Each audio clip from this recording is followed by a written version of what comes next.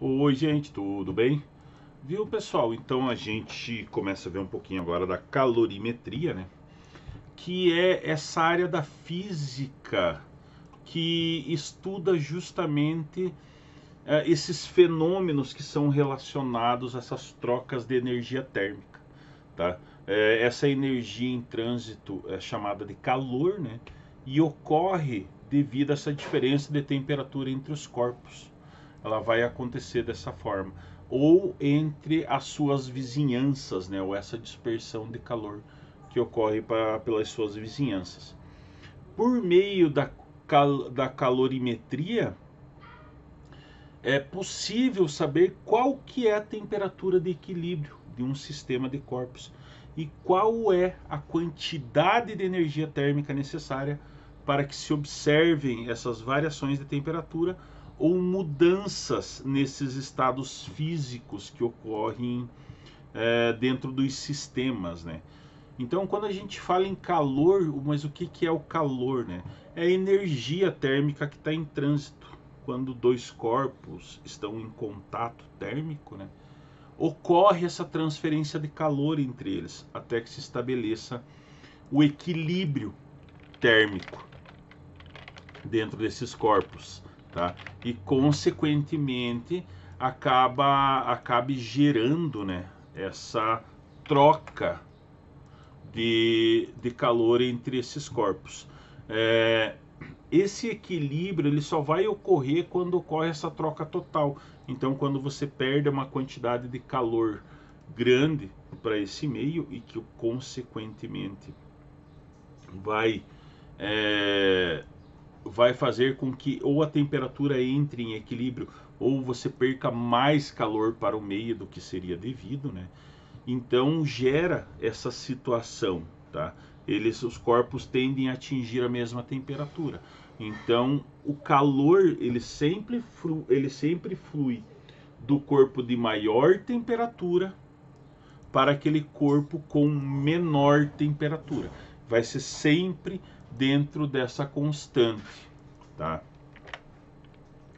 É, Consequentemente, essa troca é sempre efetiva dentro desse meio, tá? Para aportar essas alterações que venham a ocorrer entre esses dois corpos, né? Porque a gente entende por contato térmico qualquer meio existente entre dois ou mais corpos que permita essa transferência de calor entre eles, né, por um dos seguintes processos, que ele pode ser de contato, convecção ou indução. A gente vai ver cada processo por partes, né? E ocorre essa transmissão de uma fase para outra. O calor ele é medido dentro do Sistema Internacional de Medidas como joule, né? Então, quando eu falo em calor, eu meço ele em joules, tá? Consequentemente, por esse aporte que ocorre no meio, tá? Por essa transmissão, a unidade de medida é a caloria, né? Que é bastante comum em todo mundo. Então, uma caloria equivale à quantidade de energia térmica necessária para se elevar a temperatura de 1 grama de água pura, que inicialmente ali a 14 graus e meio, né, para 15 graus e meio, e consequentemente isso vale 4,186 joules, tá? Então esse calor que é colocado dentro desse meio, que equivale dentro dessa propagação, né? E como ele atua dentro dessa interação dos corpos, né? Acaba ocorrendo, acaba sendo mencionado por essas formas de, de por uma formulazinha química específica, né? Que ela coloca a quantidade de calor sensível, né, por joule ou caloria, a massa do corpo por quilo ou grama e o calor específico, tá? Que é a variação, o calor específico que é utilizado e a variação da temperatura, ou seja, a temperatura final menos a temperatura inicial que é colocado dentro desse meio. Então ele ocorre essa transformação, né, do calor sensível, que é a quantidade de calor que um determinado corpo cede ou recebe quando variar a sua temperatura, tá? Ele acaba sendo mensurado dessa forma e, consequentemente, acaba exemplificando o calor latente, que é a quantidade de calor de um determinado corpo, né? Que esse corpo cede ou recebe também quando ele muda de fase. Então, se ele está num estado sólido, ele vai para um estado líquido, é essa quantidade de calor que ele está cedendo ou que ele está recebendo quando ele troca essa fase ou estado físico.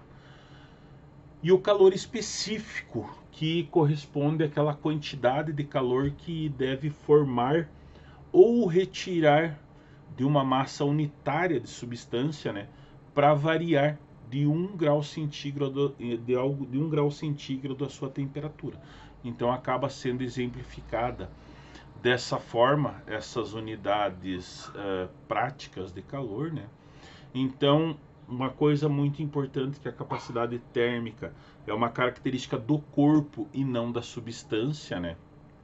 Então, por exemplo, se você pegar diferentes blocos de alumínio, eles têm diferentes capacidades térmicas, tá? Apesar de serem a mesma substância, mas eles vão ter a mesma diferença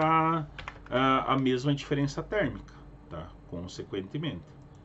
Então, esses independente, né, deles possuírem da mesma substância.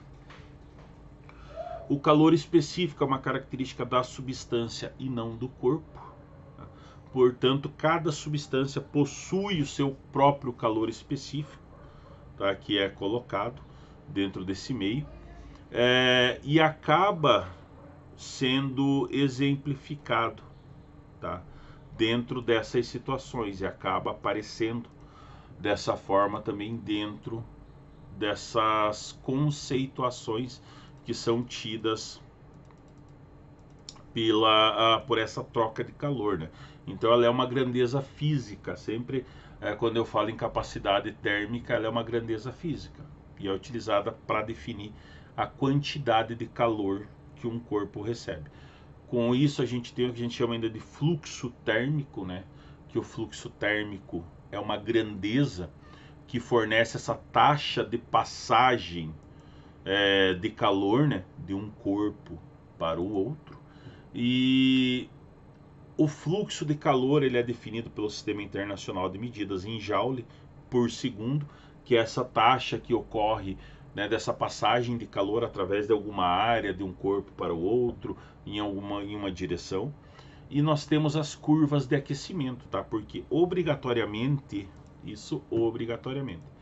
todas as substâncias elas devem passar por essas interações que ocorrem nas suas curvas de calor específico, né, que é colocado.